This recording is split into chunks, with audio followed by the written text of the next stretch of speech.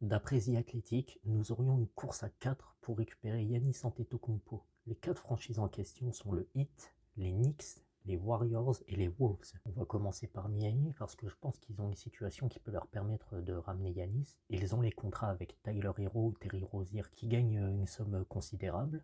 Ensuite, niveau jeune, tu peux mettre Khalil Ware et Kasparas Yakusyonis par exemple. Et ensuite, là où Miami tire son épingle du jeu, c'est qu'ils ont tous leurs pics de draft à partir de 2029. Donc tu peux te débrouiller pour enfiler pas mal à Milwaukee et mettre des swaps.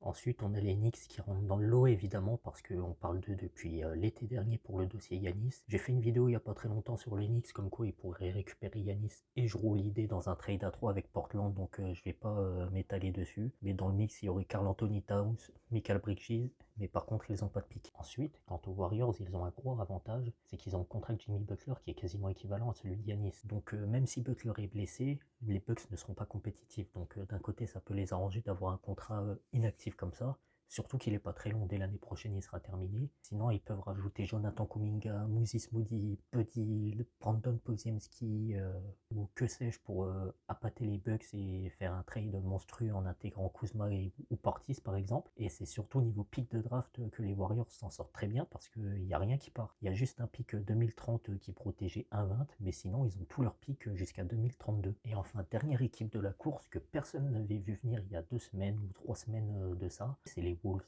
Donc niveau contrat, ils peuvent mettre soit Rudy Gobert, soit Julius Randle, soit Jaden McDaniels qui ont des gros contrats.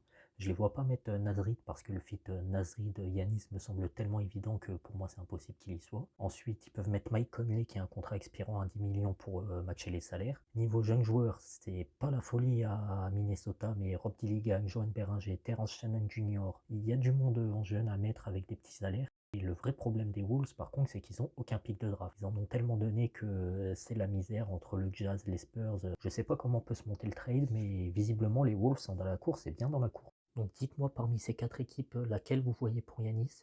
Perso, je reste sur ce que je dis depuis quelques jours et la demande officielle. Je pense que le hit aura Yanis. Mais par contre, je garde un œil sur Minnesota parce que je cache pas que le duo Anthony Edwards, Yanis Antetokounmpo, il me fait de l'œil. Voilà. Donc n'hésite pas à liker la vidéo, commenter, partager, t'abonner. Ça fait toujours plaisir. C'est sympa pour la chaîne. Et on se retrouve une prochaine fois pour une prochaine vidéo.